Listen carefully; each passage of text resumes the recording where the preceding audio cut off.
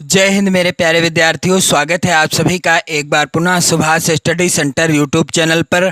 जितने भी मेरे प्यारे बच्चे कक्षा 10 के विद्यार्थी हैं और 2024 बोर्ड परीक्षा की तैयारी कर रहे हैं, आज के इस वीडियो में मैं आपके लिए लेकर के आ चुका हूं सामाजिक विज्ञान विषय का मॉडल पेपर। और यह मॉडल पेपर अर्धवार्षिक परीक्षा के लिए है, क्योंकि यह जो मॉडल पेपर है अर्धवार्षिक परीक्षा का ही है। और मैं चाहता हूं कि आप इस मॉडल को पूरा तैयार कर लें, क्योंकि यहां से आपकी अर्धवार्षिक परीक्षा में प्रश्न जरूर आएंगे। और मेरे प्यारे बच्चों, यहां पर जो पेपर का पैटर्न है, इस मॉडल पेपर का जो पैटर्न है, सेम यही पैटर्न रहेगा आपकी अर्धवार्षिक परीक्षा का। तो मेरे प्यारे बच्चों, इस मॉडल पेपर को मैं पूरा सॉल्व भी कराऊंगा, तो वीडियो काफी ज्यादा इंपॉर्टेंट है आप सभी के लिए। तो आपसे एक और निवेदन है कि आप लोग वीडियो शेयर कर देना, लाइक कर देना, और साथ ही साथ मेरे प्यारे बच्चों आप चैनल को सब्सक्राइब भी कर लेना। तो जैसा कि यहाँ पर आप देख पा रहे हैं,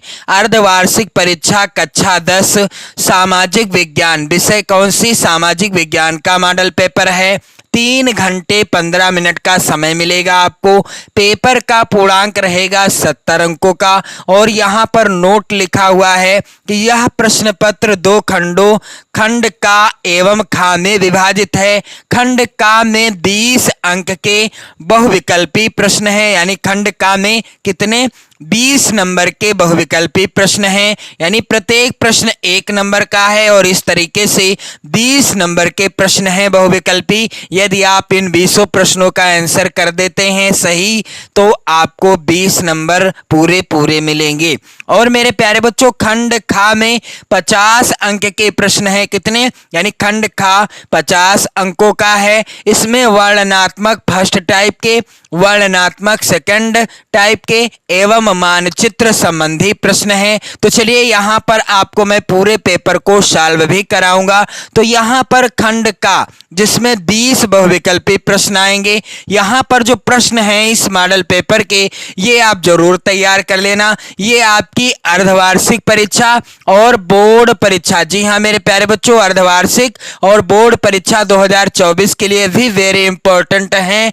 यहाँ पर आप देखेंगे पहला प्रश्न है, फ्रांस में गणतंत्र की घोषणा किस वर्ष हुई? और यहाँ पर आप देख रहे हैं प्रत्येक प्रश्न 1 अंक का है। कुल 20 प्रश्न हैं और इस तरीके से 20 नंबर के प्रश्न यहाँ पर आपको खंड का में देखने को मिलेंगे। तो यहाँ पर पहला प्रश्न है, फ्रांस में गणतंत्र की स्थापना या घोषणा किस वर्ष हुई? तो यहाँ पर आप लोग ध्यान देंगे, विकल्प है पहला 1815 ईस्वी, दूसरा 1830 ईस्वी, तीसरा विकल्प 1848 ईस्वी और चौथा है विकल्प 1871 ईस्वी। तो फ्रांस में गणतंत्र की घोषणा 1848 ईस्वी में हुई। और मैं चाहता हूं कि आप इन सभी प्रश्नों का आंसर कमेंट करके भी बताते रहो।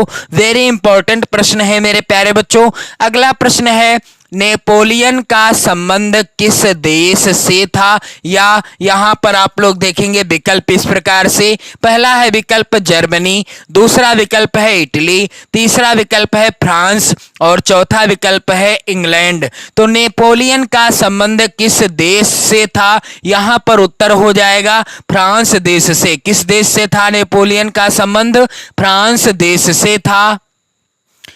अगला प्रश्न है मेरे प्यारे बच्चों, यहाँ पर आप लोग ध्यान देंगे, असहयोग आंदोलन का मुख्य कारण क्या था? तो यहाँ पर है विकल्प पहला रॉलेट एक्ट, दूसरा प्रथम विश्व युद्ध, तीसरा खिलाफत आंदोलन, चौथा चौरी चौरा की घटना। तो असहयोग आंदोलन का मुख्य कारण क्या था? आप लोग इस प्रश्न का आंसर कमेंट करके बताइएगा और इसका उत्तर क्या होगा मेरे प्यारे बच्चों? असहयोग आंदोलन का मुख्य कारण था रॉलेट एक्ट। अगला प्रश्न है, वंदे मातरम गीत का लेखक कौन था? तो यहाँ पर आप लोग ध्यान देंगे, विकल्प पहला है बंकिम चंद्र चटर्जी, दूसरा विकल्प है रविंद्रनाथ टैगोर, तीसरा विकल्प है शरत चंद्र चटर्जी और चौथा विकल्प है अविंद्रनाथ टैगोर। तो यहाँ पर सही उत्तर क्या होगा मेरे प्यारे बच्चों? बंकिम चंद्र चटर्जी जी के द्वारा लिखा गया था वंदे मातरम गीत। अगला प्रश्न संख्या 5 है, निम्नलिखित में से एक मिट्टी का प्रकार नहीं है, यानी 3 जो हैं विकल्प वो मिट्टी के प्रकार हैं, लेकिन एक जो विकल्प है वो मिट्टी का प्रकार नहीं है। तो यहां पर विकल्प पहला है काली, दूसरा है पीली, तीसरा है लैटेराइट और चौथा विकल्प है सीमेंट। तो आप सभी जानते हो कि पीली मिट्टी होती है, काली मिट्टी होती है, लैटेराइट यानी लैटराइट मिट्टी भी होती है, लेकिन जो सीमेंट है ये किसी भी तरह की मिट्टी नहीं है। अगला प्रश्न है मेरे प्यारे बच्चों, भारत में किस मिट्टी का विस्तार सर्वाधिक क्षेत्रफल में है? पहला विकल्प है जलोढ़, दूसरा विकल्प है काली, तीसरा विकल्प है लैटेराइट, चौथा है विकल्प लाल व पीली। तो मेरे प्यारे बच्चों, जलोढ़ मिट्टी का विस्तार भारत में बहुत ही ज्यादा है, क्योंकि भारत हमारा नदियों का देश है। हमारे यहाँ अधिकतर नदियां हैं, जिनके कारण से हमें जलोढ़ मिट्टी प्राप्त होती है, इसलिए भारत में जलोढ़ मिट्टी का विस्तार सर्वाधिक यानी सबसे ज्यादा है। अगला प्रश्न है यहाँ पर मेरे प्यारे बच्चों, कपास की खेती के लिए सबसे उचित भूमि कौन सी है? यहाँ पर पहला है विकल्प काली मिट्टी, दूसरा विकल्प है लाल मिट्टी, तीसरा विकल्प है जलोढ़ मिट्टी और चौथा है लेटेराइट मिट्टी। तो कपास की खेती के लिए सबसे उचित भूमि कौन सी है?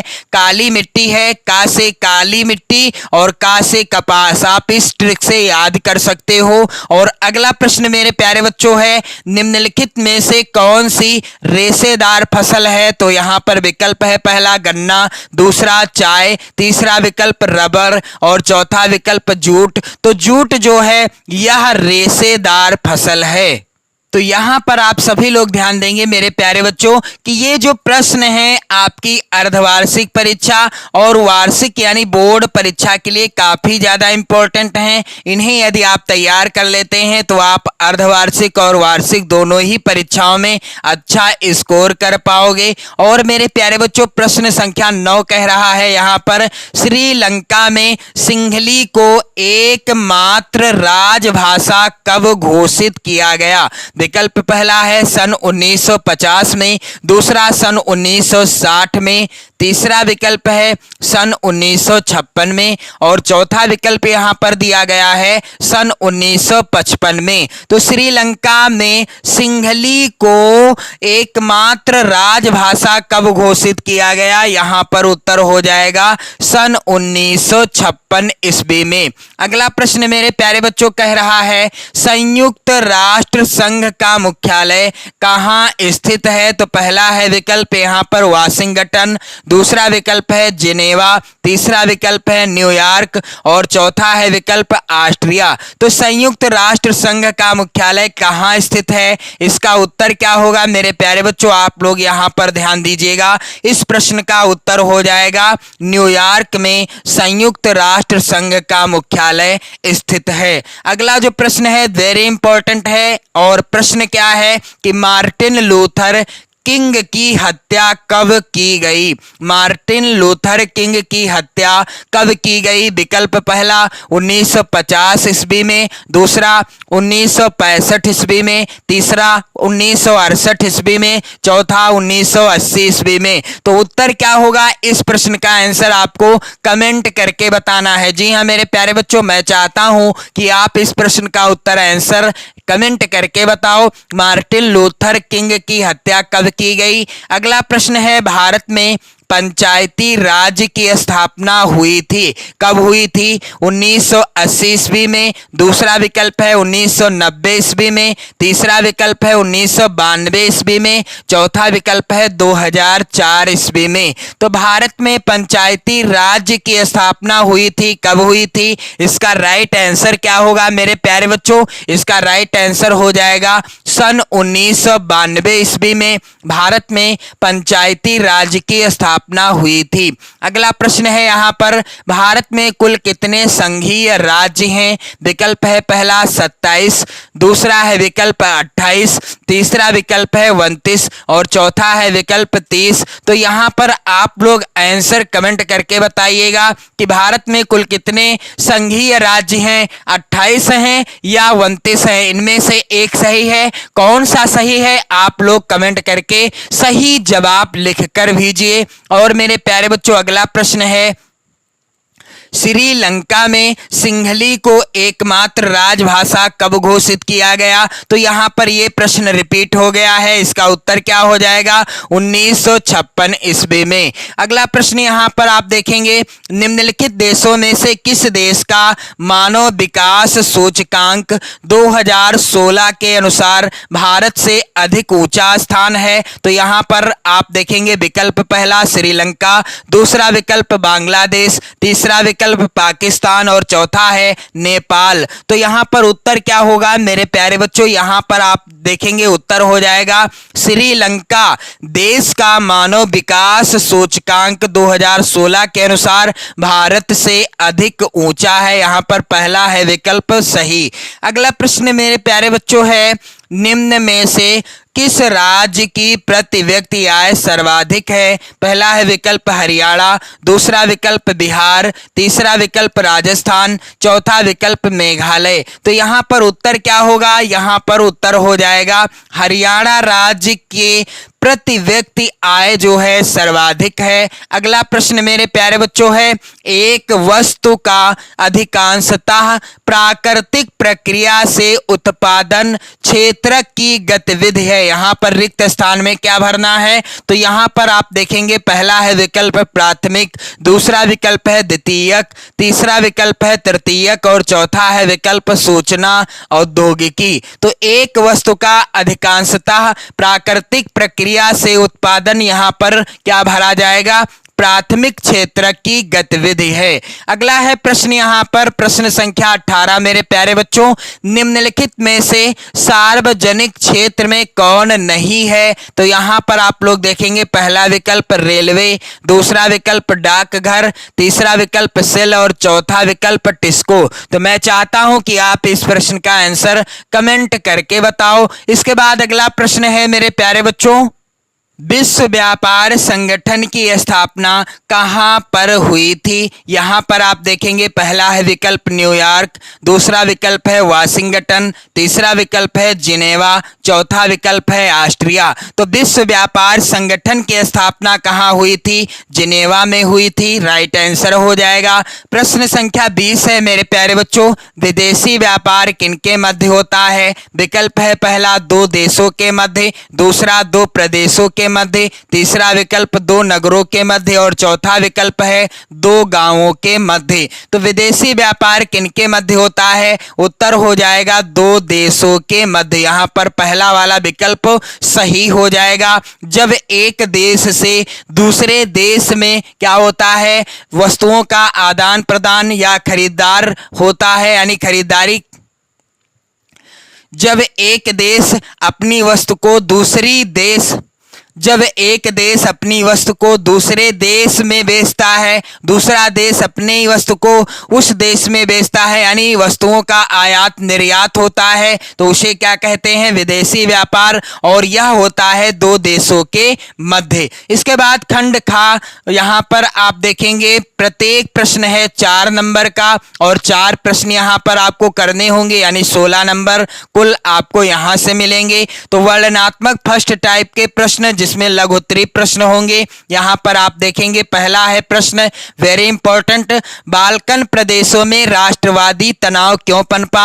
अथवा आप इस प्रश्न का भी उत्तर दे सकते हैं, साइमन कमीशन की रिपोर्ट से कांग्रेस क्यों असंतुष्ट थी?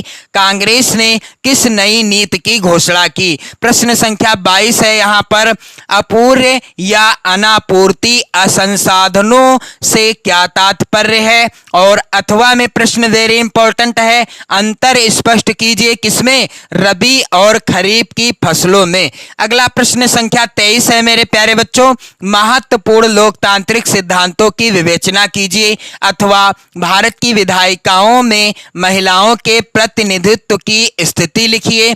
और प्रश्न संख्या 24 है, विकास मापने का यूएनडीपी का मापदंड किन पहलुओं में विश्व बैंक के मापदंड से अलग है अथवा खुली बेरोजगारी और प्रच्छन्न बेरोजगारी के बीच विभेद कीजिए। इसके बाद वर्णनात्मक प्रश्न जो सेकंड टाइप के होंगे, जो कि दीर्घ उत्तरी प्रश्न होंगे। प्रत्येक प्रश्न होगा यहाँ पर कितने नंबर का, 6 नंबर का। 4 प्रश्न करने होंगे, 24 नंबर यहाँ पर आपको मिलेंगे। तो यहाँ पर प्रश्न संख्या 25 है, 1789 ईस्वी की फ्रांस की क्रांति के परिणामों पर प्रकाश डालिए अथवा वेरी इंपॉर्टेंट प्रश्न है, सविनय अवज्ञा आंदोलन के विषय में आप क्या जानते हैं, संक्षेप में लिखिए। प्रश्न संख्या 26 है, संसाधन का क्या अर्थ है, संसाधनों के नियोजन की क्या आवश्यकता है अथवा वेरी इंपॉर्टेंट प्रश्न है यहाँ पर, रोपण कृषि क्या है, इसकी प्रमुख विशेषताएं बताइए। यहाँ पर क्या होगा, प्रमुख होगा, आप लोग ध्यान देंगे। और प्रश्न संख्या 27 है यहाँ पर, लोकतंत्र में क्यों तथा कैसे शक्ति में भागीदारी की जाती है, स्पष्ट कीजिए। अथवा यहाँ पर आप लोग ध्यान देंगे, भारतीय संघवाद की प्रमुख विशेषताओं की विवेचना कीजिए। प्रश्न संख्या 28 वेरी इंपॉर्टेंट है मेरे प्यारे बच्चों, विकास के क्या क्या लक्ष्य हो सकते हैं अथवा आर्थिक गतिविधियां रोजगार की परिस्थितियों के आधार पर कैसे वर्गीकृत की जाती हैं। और इसके बाद मानचित्र संबंधी प्रश्न आएगा, यहाँ पर 5 × 2 यानी 10 नंबर के मानचित्र से संबंधित प्रश्न होंगे। यहाँ पर प्रश्न संख्या 29 है, भारतीय राष्ट्रीय कांग्रेस के अधिवेशन के निम्नलिखित स्थानों को मानचित्र पर चिन्हित कीजिए। यहाँ पर आप देख रहे हैं 5 प्रश्न हैं, आपको 5 नंबर मिलेंगे जब आप मानचित्र में इन स्थानों को चिन्हित करेंगे। और यहाँ पर 30वां प्रश्न है, भारत के निम्नलिखित राष्ट्रीय उद्यानों को मानचित्र पर चिन्हित कीजिए। यहाँ पर भी आप 5 को करना होगा और यहाँ पर आपको 5 नंबर मिलेंगे। तो अर्धवार्षिक परीक्षा का मॉडल पेपर है, तो मैं आपको बताना चाहूंगा कि जितना भी आपके विद्यालय में आपके शिक्षकों के द्वारा पढ़ाया गया है, यानी आपके अध्यापकों ने जो पढ़ाया है, अधिकांश रूप से वहीं से आपकी अर्धवार्षिक परीक्षा का पेपर बनेगा और पेपर सेम यही पैटर्न रहेगा। यहां से भी प्रश्न आपकी अर्धवार्षिक और वार्षिक परीक्षा में भी आएंगे। तो वीडियो को शेयर कर दें, लाइक कर दें। उम्मीद करता हूं आपको अच्छे से समझ में आ गया होगा। पढ़ते रहें, मस्त रहें, स्वस्थ रहें। जय हिंद।